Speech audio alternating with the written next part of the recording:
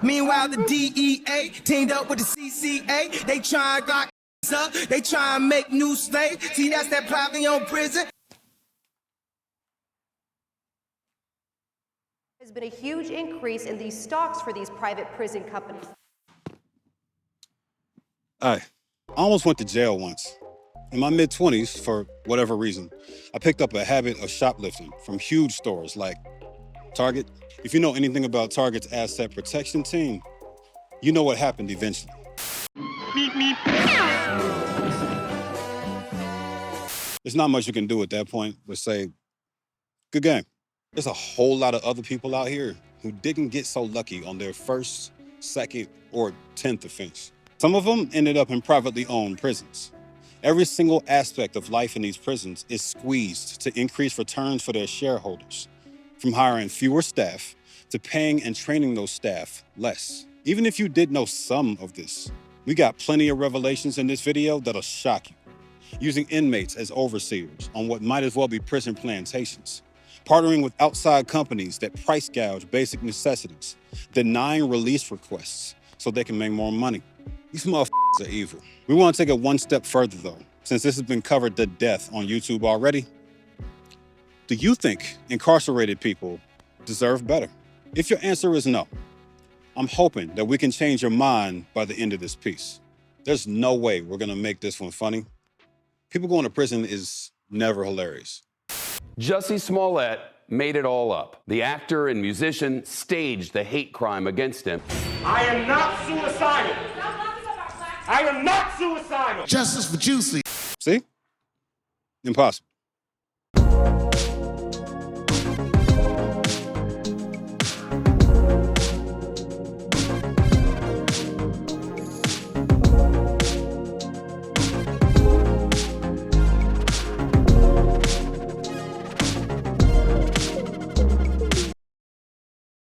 The topic that might get me completely shadow banned by YouTube. Promised this a while back though. The US is the 90s R. Kelly of locking people up. We put up the biggest numbers, we prefer blacks, and the younger, the better. Nobody else even comes close. Let's take the UK as an example since I used to live there. Say what you want about the OG colonizers, but they only had about 83,000 people in prison in 2020, which comes out to 0.12% of their population. They lost more to COVID than that. How many did we have in prison that year? 0.69% of our population. It's hard to visualize that, so let's put it like this. You're roughly 5.75 times more likely to get locked up here. Streets ain't safe. I'm steady trying to find the motive. What I do, the freedom ain't getting no closer. When people say privately owned prisons, I think most people assume the definition is understood, but it's not what we do here. The state contracts third-party companies like Geo Group and Core Civic, formerly the Corrections Corporation of America, to run prisons for them. It's a win-win for both parties since the government doesn't have to do that work anymore, and it's cheaper for them to let these companies handle it. What do the companies get? Millions. The lower they can keep their total costs, the more money they can squeeze out of this agreement for themselves and their shareholders. Oh yeah, these companies are publicly traded. You could benefit from an increase in prison revenues in a given year. Revenues derived from slave labor. How many people y'all got in prison up there? Something like 2.3 million. Damn. We only got this many? I mean, yeah, but y'all got a way smaller population than us. Don't y'all got cartels to deal with? Pendejo, we're a third of y'all's population, and we have a 10th of y'all's prisoners. What are you talking about? Keep talking. We will take more of y'all's land. I'd love to see you try it. Since this episode is probably gonna get me emotional, pissed off, or both, I figure this is an excellent time to bring y'all the sponsor of today's video, Aura. I've been using them to keep my passwords and online presence locked up for months. And if you've been here for a while, you know exactly why. I already knew this first notification was my rent, so I resolved it immediately. Been there, done that. The second one is new. Apparently my social is at risk due to a leak in some database I've never heard of. Doesn't matter what it is though. Aura lets me dive in, get the important details, and review my options. It includes links to help articles that tell me how to lock or freeze my credit, and even offers an Experian credit lock feature. I don't play with the security of my social. It's one of the most important numbers in your life. Or it doesn't even show me the number unless I dig into the vault. That's how secure they are. From here, I can turn on credit lock and move on to the next step, checking my credit report for any unrecognized activity. Doesn't require a separate app either. All I gotta do is click over to the credit section and load it up. As usual, I'll review my basic info and then jump to accounts where I don't see anything out of the ordinary. We're all good here. My last stop is the vault. Just to show y'all how it works, any important number, password, document, or piece of info can live here, so you don't have to worry about it. I'm too busy for anything more complicated than this. I'm a fan of the efficiency. You might need their other features like VPN, parental controls, and removal of your data from data brokers. I use those too whenever necessary. Keep your most crucial personal info secure at aura.com/CamJames via the link in my description, or just click the one on screen. Hey, let's talk about racism. We never talk about that. By the year 2000, Black people made up almost half the state prison population. For those who don't know, we were only 13% of the total population of the US. And yeah, it's been over 2 decades since then, but it hasn't helped all that much. Black adults were still locked up at 5 times the rate of white adults by 2020. Y'all have heard data about how often we get locked up though. That ain't news if you've been watching the series. How long do we stay locked up? Just a couple years later in 2022, Black people were spending 12 days longer in jails than white people and being admitted 4 times as often. The younger we are, the more egregious those gaps get. And it happens to men more than women. Just in case y'all were curious, the total percentage of us in state prisons had dropped to 26% by 2022, but we were still 12% of the general population. I'm gonna keep it real with y'all. I was writing this and realized something. I'm tired of talking about this like going over lopsided charts and stats and all of it. Violent felons spend more time in prison if they're Black by a wide margin. Now look at the 2 categories next to it. No noticeable difference. That tells me that we're seen as more violent than other violent people. I don't know. I've always wondered if people see me as intimidating or not when I walk past them on the street. I've seen people get a little nervous when we share an elevator or when they're walking their dog past me after dark. I'd love to get feedback from y'all on your experiences with profiling. It sucks that judges and prosecutors are able to read something into our skin color that isn't there. Just something I've always thought about. I can't change my skin color, and I wouldn't want to. It's objectively nice, and I moisturize a lot. Let's establish how the hell we got to the point where a couple companies run such a parasitic industry that's damaging the lives of millions of people every day. More importantly, I want to investigate how humans get to the point where they can consider other people's distress to be collateral damage on the way to insane profits. Blame it on my ego. Blame it on my pride. Blame it on nights I'm too selfish to apologize. The concept of private prisons emerged from slavery. Remember when I gave 2 examples of companies in the last section? Yeah, those are basically the only 2. Geo Group and CoreCivic. There's others like Management and Training Corporation and LaSalle Corrections, but that pretty much exhausts the list. CoreCivic was really the first to launch. It was founded by Terrell Don Hutto from his humble beginnings as a cotton plantation owner in Texas. Most prisons back then were functionally slave plantations since they forced their mostly Black population to pick cotton all day for free. The 13th Amendment, which we've mentioned before, literally codified that into law, since prisons are the only exception to the abolition of slavery. That still hasn't changed. Nah, Cam, that doesn't count. They committed a crime. It's not even close to the same thing. Tell me why they had overseers then. The same Texas prisons that recruited Terrell Hutto to work for them gave certain inmates, called trustees, guns, axe handles, rubber hose, horse reins, baseball bats, and whips to do the real labor of keeping everybody in line and fulfilling work quotas. The entire Arkansas prison system was declared in violation of the Constitution's prohibition on cruel and unusual punishment in 1970. So naturally, their governor, Dale Bumpers, asked Hutto if he wanted to run things over there next. Apparently that offer was too good to refuse, so Hutto picked up his fam and settled into a cushy house the former superintendent used. I had a choice while writing this. Do we include the darkest we found or not? Y'all are grown enough to hear all of it. I talked about Guantanamo Bay not that long ago. The superintendent who lived in that house before him had a buzzer installed that ran into the women's prison facility for booty calls when his wife was away. Just saying that out loud makes me want to take a shower. Another disturbing ass fact, Hutto started a prison rodeo in 1972, which is exactly as demeaning as it sounds. And when asked about it, he said, "Our objective here is to return each inmate to society better equipped to handle his responsibilities." And this can be a start in that direction. I don't know about y'all, but my responsibilities on this side of a prison have never included death by horse. Don't get it twisted though. CCA founder T. Don Hutto's tactics paid off in a major way. By 1974, the prison's farming profits in Arkansas totaled $700,000. I didn't say revenue, I said profits. Once Hutto moved on, that prison's profits dried up along with every other prison. It wasn't until he came back with the idea for the CCA that the money started flowing again. Before I move on to the other company running this shit, y'all ready to roast that man's fluffy corporate obituary? Anybody that doesn't take kindly to me cranking that Soldier Boy on somebody's grave is a heads up. Core Civic is the home team. So, of course, they were always gonna blow smoke up this man's ass, but I ain't letting this slide. The first offense happens in the second sentence. What the is a justice-involved individual? You mean inmate? Next up is this bullshit. Industry recognized standards that greatly improved conditions for incarcerated people and those who care for them. Keep this whole quote in mind for later. We'll bring it back to remind you.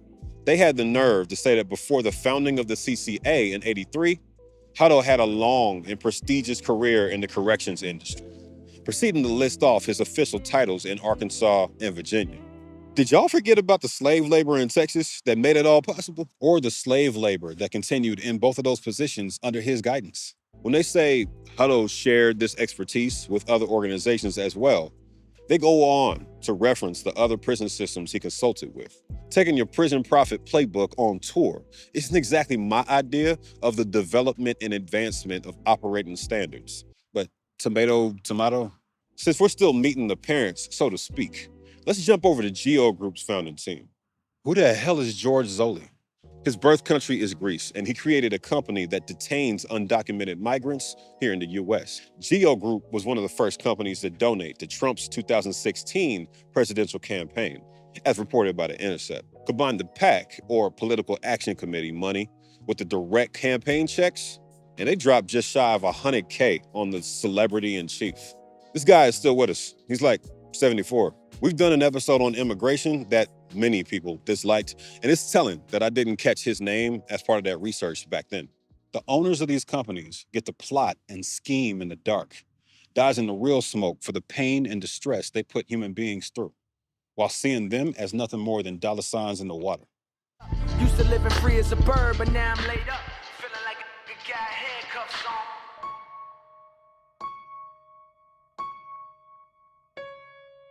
These companies are raking in an estimated $374 million every year. How exactly do they do that? It ain't a farming operation anymore. Nah, we've stepped into the new age, where the hustle has moved on to physical products and digital fees. Anyone watching this with family behind bars knows this firsthand. Phone calls, video calls, e-messaging, money transfers, and commissary purchases ain't free. Corrections agencies get kickbacks from the third-party companies that provide these things. And from there, the money gets sent to an inmate welfare fund. That sounds like a good thing, right? Like it's gonna get used to make sure the inmates are doing well. Maybe spruce up the rec center. Upgrade bathrooms. Come on, son. This is America. Policy around those funds is poorly written, which makes them a target. The prison's general budget is transparent, so many choose to siphon money from this welfare fund instead to cop weapons, equipment, upgrade staff facilities, and trick on themselves. They also use those funds to cover things like hygiene products and release-related costs that are supposed to be covered by the general fund. This chart has a lot of deeply unpleasant stats on it, but the first one sums the rest up pretty well. 39 prison systems draw revenue from your commissary purchases for loved ones. I've given money to multiple inmates, and finding out it was getting dipped into by the jail in question, that pissed me off. A friend of mine didn't even know I made the donation once he got out. That's the level of corruption we're talking about here. I'm looking directly at you, Fulton County Jail. We'll get back to y'all in a little bit. This one might be even better. It gives us a heat map going from the more appropriate purchases down to the least for one jail in particular, Dauphin County in Philadelphia. The study that created this chart, which covers 2019 to 2023, found a small fraction of that money was used for what it's supposed to be used for. All right, back to Fulton County Jail. I told y'all we were coming back. In 2023, they misused tens of thousands of dollars of our money. $40,000 on honey-baked ham for a staff party, $5,000 for a Thanksgiving giveaway, $2.6K on flowers, a face painting booth, DJ services, a bounce house, and more. Of course, they got questioned about that and Sheriff Labatt said, quote, There was no criminal intent. Everything that has come out of the inmate welfare fund has been spent on the betterment of the sheriff's office. I accuse you of capping. I don't wish harm on people very often in this series, but I hope you stub your toe so hard it breaks. I hope you get a little toe cast and it keeps getting itchy and sweaty inside your shoe. So you got to take your shoe off every couple hours and scratch it with a toothpick. I hope you go to a dance party and just as it starts to heal, there's a fight in the back of the club. So 14 people run past you and stomp on that shit. The fund got canceled as a whole. All existing money was sent to the county's general fund. Let's get back to the point. Incarcerated people produce $11 billion in goods and services every year, according to the ACLU in 2022. Do they get paid? Yeah, pennies per hour. So, no. 800,000 people, 2/3 of the workforce, were found to be working in prison. More than 75% of the people surveyed by the ACLU said if they refused to work, they could face solitary confinement, losing family visits, and having their sentence reductions denied. These people are captives, and they can't choose not to work, so it's effectively slavery. Some can get paid a little more working for state prison industries, which are still just jobs in production and manufacturing, cleaning, or working the phone line for the DMV. That's wild. Enough from me, though. Let's take a break to hear about it from an inmate's perspective. Articles from 2023, and it's written by an inmate named Joseph Lamika, who is in FC Danbury, a low-security federal prison in Connecticut. Definitely one of the first times I've mentioned Connecticut in this series. Biden ended the Federal Bureau of Prisons contracts with private operators in December of 2022 and claimed the move was an effort to end the profiting off of prisoners and their families. Joseph ain't buying that, though. He says only 20% of them are in those facilities in the first place, that we shouldn't even call them private prisons because they're funded with public money and they're publicly traded companies, and that the state prisons profit off of them all the time. He says inmates earn 13 to 52 cents an hour, which equates to about $12 to $30 a month. Bring your business to our labor. If you are looking for a dependable labor pool with diverse capabilities, look no further. A select group of energized, motivated inmates are eager to work. There's not enough folks that will do this type of work in this country. So therefore, we're bringing back this industry that historically has been going out of this country, and we're putting it, inside the walls. And it's absolutely a perfect idea.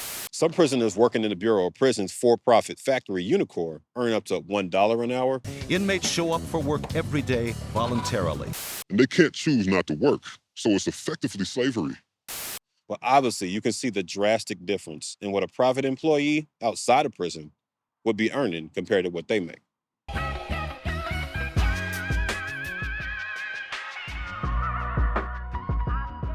This is where we step outside of the story for a second and turn back to you, the person watching this. Were you saying in your head, they're prisoners with no bills? Who cares how much they make? If so, I'm not gonna roast you, but I will explain that work is work. If two people are doing the same labor and one happens to be in prison while doing that work, why should they be compensated that much less? I could see factoring in cost of living, since jobs on the outside do that, but there should at least be a minimum wage. When a person does work, they use their body's energy, their literal life force. It's a finite resource. Slaves and indentured prisoners used to collapse all the time once they were worked to death on plantations. And I could guarantee it was happening on prison plantations like Hutto's too. If we draw the line for a person's humanity at the door of a prison, what does that say about us? Even if you're committed to hating everyone inside a prison, which is a flawed position in the first place, how do you feel about those that are innocent or locked up for petty crimes you've gotten away with before. I've shoplifted. Would my work not deserve fair pay in prison? Something to think about. I wish it stopped at labor, but it doesn't. Prisoners are exploited for healthcare, housing, and food too. They have $2 copays for health services, which sounds low until you remember that could be as much as 16% of their monthly income. They share 12-foot cells with another man and bump into each other's beds when they need to get in their locker. The prison treats them like the airline industry treats the rest of us, packing us in as tightly as possible to maximize the $35K they get for each prisoner. Think about that the next time you complain about the middle seat on Delta. Joseph says food is served in smaller portions than elementary school lunches at times, with some of the fruit being rotten and the rest of the food being very low quality. That means they need to use their own money to buy more, along with hygiene products. The Prison Policy Initiative says the prisons make $1.6 billion a year from these purchases. We mentioned phone calls and communication costs earlier, so let's keep the exploitation train going.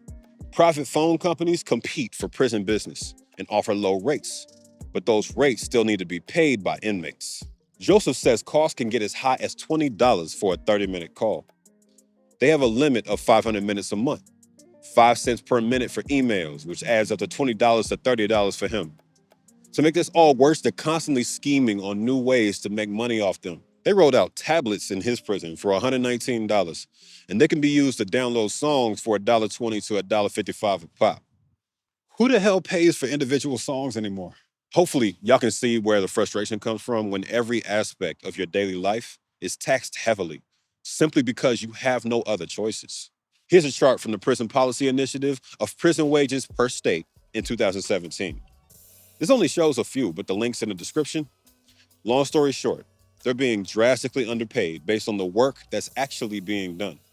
Anyway, I want to move on to how politics affect this dynamic. To get it rolling, here's the top politicians who got money from private prisons in the last year. Let me know when you see yours.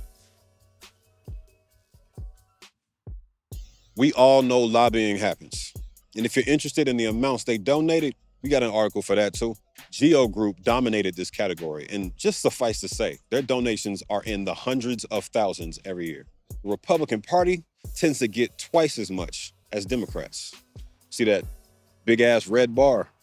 But the Democrats get more than zero. I need everybody to consider that. Neither of our major parties have clean hands. It's very much a lesser evil scenario when it comes to voting. Politics have a significant effect on prisoner releases too. Whenever y'all hear about clemency, pardons, or amnesties, that's typically for a reason. Politicians either want to do favors for groups who support them or get good PR. That brings us to Charles Longshore's story. He's a convicted murderer serving a 36-year sentence that started back in 2012. He's also been doing a lot of legislative work from prison, including authoring a bill that would allow judges to review and shorten long prison sentences. Y'all want to really dig into how petty and corrupt the system can get? 2 days after Longshore's bill passed the House, he got disciplined for collecting money for legal services, which prisoners aren't allowed to do. Man was referring fellow prisoners to free legal services, so that's bullshit. His emails, visits, and phone calls got cut off for weeks until the legislative session ended. 15 organizations and at least 2 Democrats in the House sent a cease and desist letter to the Department of Corrections, basically saying, what the hell y'all doing, bruh? Just because someone's behind bars, it does not give us the right to remove their access to the government and lawmakers. Doesn't matter what they did, these are still citizens with rights. Our last example of political corruption in the form of lobbying is connected to Trump. The leading fundraiser for his 2016 political campaign was Brian Ballard, the head of Ballard Partners. That's the company that got over $100,000 from Geo Group, the leading prison company for migrants, to lobby politicians. Brian got a promotion for his effective fundraising and lobbying efforts. He was named the regional vice chairman of the RNC finance team a year later. I mean, yeah, if you do a good job at something people need you to do, you get to climb the ladder. The issue arises when that ladder is sitting on top of jail cells.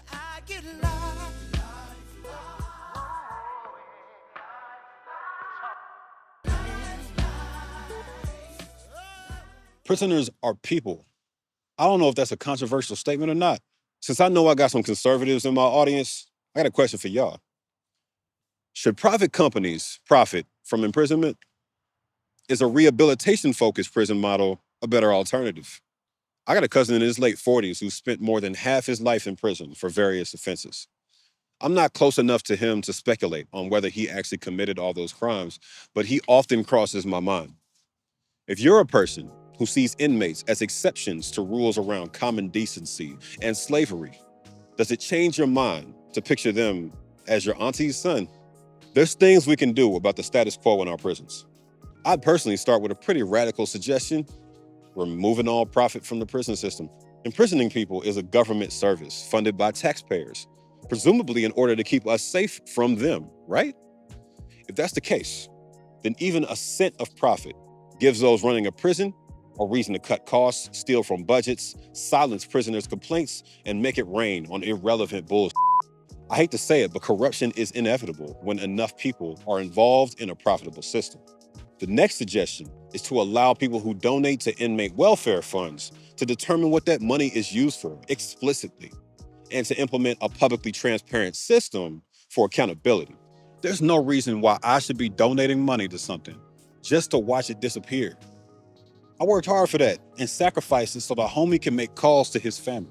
It'd be ideal if we cut sentence lengths for nonviolent crimes and release just about everyone in prison for crimes related to marijuana use or possession. We got states that have legalized recreational use that still have people behind bars for it. I'm not gonna go too deep into that right now though, since it's our next deep dives topic. For real though, you gotta pick a side. You can't make hundreds of thousands of dollars per prison system from producing all these products and pay prisoners cents on the dollar. Either shut the operations down or pay them fairly for the work they're doing. Being behind bars doesn't suddenly make someone's work worth less. Caping for slavery is easy to do when you don't have to look the victims in the face. Y'all got the information now. Can't say I ain't tell you.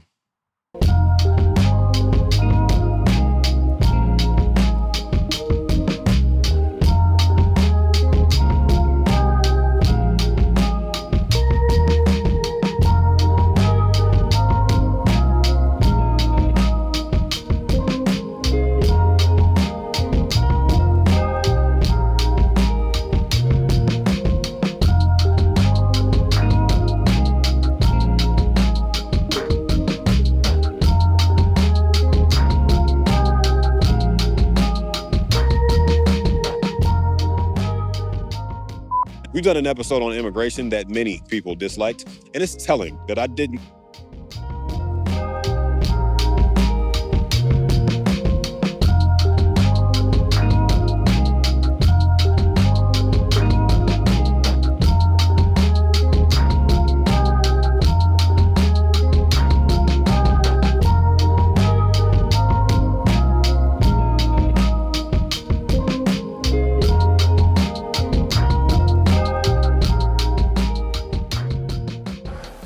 From leaks and other things we will not put on this broadcast. One inmate told Labat he's not been able to shower since Saturday. I came up here Saturday, we have our intake. We took a shower when we were coming up for intake.